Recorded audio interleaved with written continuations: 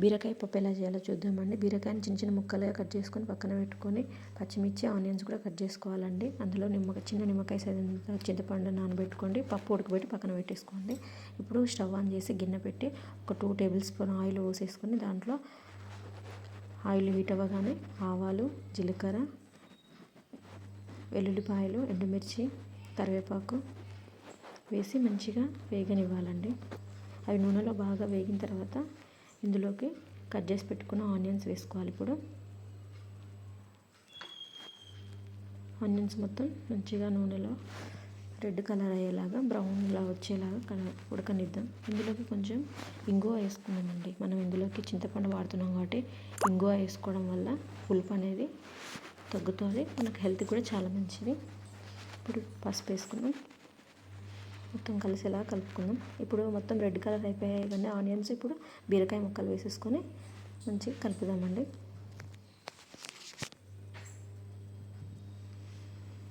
ఈ బీరకాయ ముక్కలు మొత్తం ఉడికేలాగా ఉప్పు వేసుకుందామండి. ఉప్పు వేయడం వల్ల బీరకాయ అనేది తొందరగా ఉడికిపోతుంది. ఇప్పుడు ఒక 2 టమాటాలు తీసుకొని చిన్న చిన్న ముక్కలు కట్ చేసుకొని వీటిని కూడా ఇప్పుడు బీరకాయ ఉడికేసింది కదండి, ఇందులో కట్ చేసుకున్న టమాటాలు వేసేద్దాం. ఇప్పుడు టమాటా మొత్తం నూనెలో ఉడికేలాగా కొద్దిసేపు మూత పెట్టి పక్కన పెడదాం. ఇప్పుడు ఉడికిపోయింది కదండి టమాటా. చూడండి, ఇలా కలిపితే మొత్తం మెత్తగా అయిపోవాలండి. ఇప్పుడు మనం ఇందులోకి ఒక 2 టేబుల్ స్పూన్లు కారం తీసుకుందాం. మీరు ఎంత తింటారో కారం అలా అంతే వేసుకోండి. నేను ఇక్కడ 2 టేబుల్ స్పూన్ తీసుకుంటున్నాను. మొత్తం కలిసేలాగా కలుపుకుందాం. ఇప్పుడు ఇందాక మనం ఉడకబెట్టిన పప్పు ఉంది కదండి, దాంట్లో కొంచెం నానబెట్టిన చింతపండు మొత్తం రసం తీసేసి దీంట్లో పోసుకోవాలండి. మీకు ఎంత వాటర్ కావాలో, ఎంత క్వాంటిటీ పప్పు చేయాలనుకుంటారో దాన్ని తగ్గట్టు మీరు వాటర్ వేసుకోండి. చిక్కగా కావాలంటే చిక్కగా ఉంచుకోవచ్చు, లేదంటే పల్సగా చేసుకోవచ్చు. నేను ఇక్కడ మీడియం సైజ్ చేస్తున్నాను. మీడియంగా ఉండే, మరీ గట్టిగా ఉంటే బాగోదు కదండి బీరకాయ పప్పు.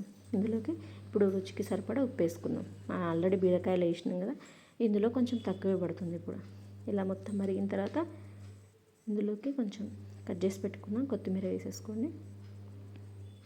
కొంచెం చిక్కగా అయ్యేసరికి దించుకొని పక్కన పెట్టేసుకోవడం. అంతే, ఎంతో టేస్టీ అయిన బీరకాయ పప్పు రెడీ.